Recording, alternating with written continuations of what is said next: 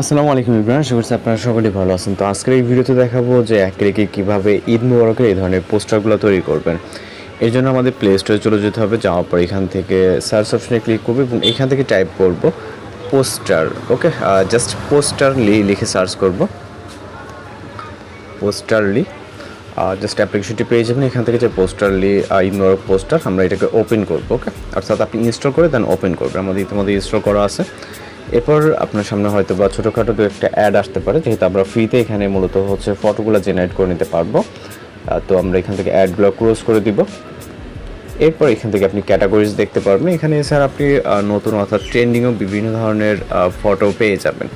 এর ভিতর থেকে আপনার যেটা ভালো লাগে অর্থাৎ যে টেমপ্লেটটি ভালো লাগে জাস্ট সেটার উপরে ক্লিক করবেন। ক্লিক করার পর এটা আনলক করতে হবে। জাস্ট আমাদের একটি অ্যাড দেখতে হবে। তো অ্যাড দেখা শেষে গেলে আপনি ক্লোজ অপশনে ক্লিক করবেন অথবা ব্যাক করবেন। তো এটা আনলক হয়ে যাবে। এরপর আমরা ওপেন করবো। ওকে, ওপেন করার পর এখান থেকে আমাদের সামনে জাস্ট এরকম ইন্টারফেস দেখতে পারবেন। এখান থেকে আপনার গ্যালারি অর্থাৎ ইনস্ট্যান্ট ফটো আপনি ক্যাপচার করতে পারবেন। তো আমরা গ্যালারিতে চলে যাব।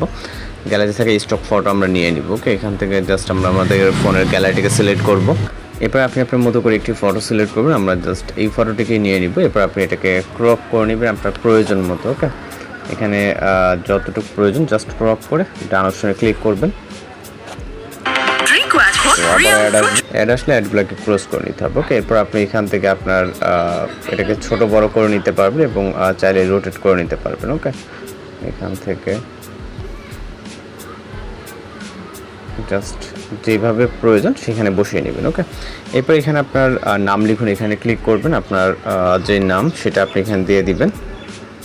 তো আমি এখানে বাংলাতে লিখতেছি, আপনি চাইলে ইংরেজিতে লিখতে পারেন। ওকে, আমি জাস্ট এতটুকু দিলাম, আপনি আপনার মতো করে। এবার এখানে পদবি এবং হচ্ছে আপনার ঠিকানা। ওকে, এখান থেকে আমি জাস্ট এটা লিখলাম।